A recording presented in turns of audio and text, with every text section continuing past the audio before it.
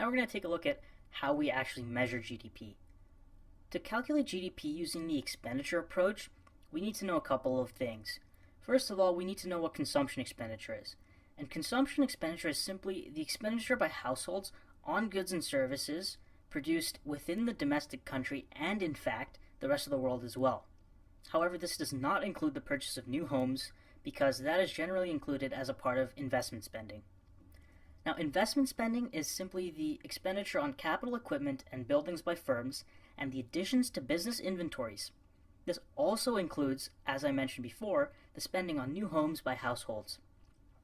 We also have government spending, and government spending is the expenditure by all levels of government on goods and services, but this does not include transfer payments because they're not actually expenditure on goods and services. We also have net exports, and this is simply the value of exports that are exported out of the country, subtract the value of imports that are imported into the country.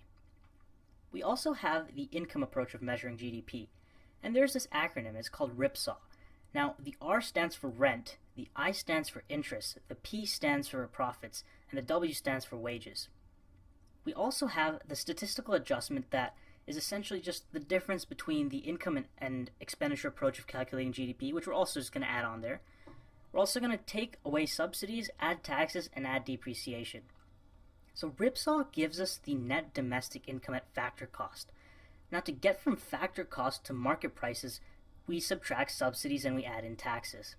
And then we actually have the net domestic income at market price. And to get from net to gross, we simply add in depreciation and we have gross domestic product.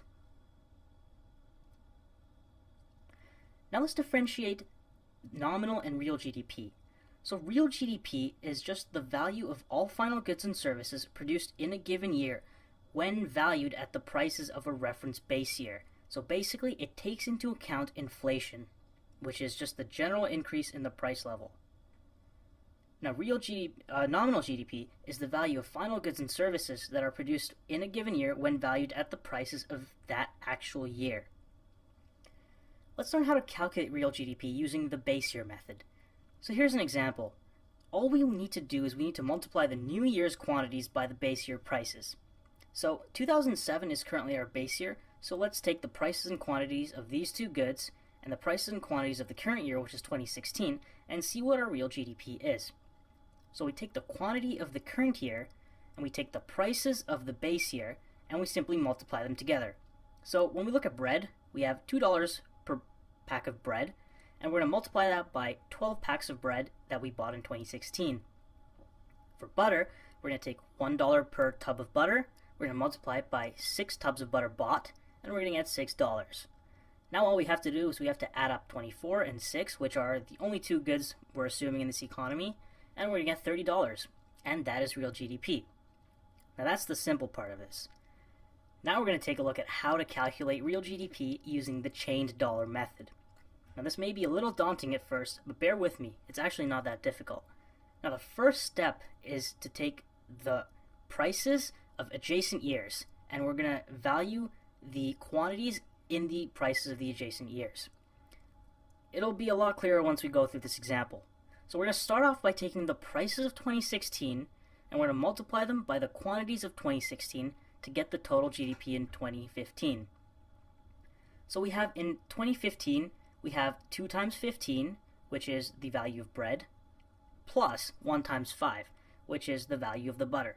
And as we can see in the graph on the lower left-hand corner, that gives us $35. Then we're going to take the prices of 2015, we're going to multiply them by the quantities of 2016, and we're going to get another GDP value. As you can see, the calculations are all shown. Now, what we're also now going to do is we're going to take the prices of 2016, we're going to multiply them by the quantities of 2015, and that'll give us a GDP value of $70. Then we're going to take the prices of 2016, we're going to multiply them by the quantities of 2016, and then we'll get a GDP value of 60. So now that we've calculated all these numbers, what do we do next? Well, we find the average of the 2% changes from the value of GDP in 2015 prices and the value of GDP in 2016 prices. Let's continue with the example. So a percent change in GDP the formula for that is simply take the GDP of the second year, subtract the GDP value of the first year, divide that by the GDP value of the first year, and then multiply that by 100. So let's do that for 2015 prices first. So we have $30 in 2016, valued at 2015 prices. Subtract $35, which is 2015 quantities valued in 2015 prices, divided by 35, which is again 2015 quantities valued at 2015 prices, and we're going to multiply that by 100. So we see that there's a decrease in GDP by 14.3%. So GDP has grown by negative 14.3%.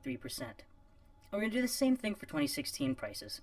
The change in GDP for 2016 prices, we're lucky, is the same number, 14.3. Now to get the average, we're simply going to add these two values, and we're going to divide that by 2.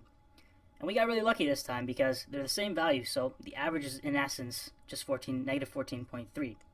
Now I picked these numbers in specific because I just wanted to note that it is possible to have the real GDP or the change in real GDP be the same at values of both prices in both years, but it is more likely that you will see them be slightly different. The percentages that you get, they might be different, but it is still possible to have them be the same. Now the next thing that we're going to do is we're going to take the GDP value of the base year, and then we're going to multiply that by the fractional percentage of the change in GDP.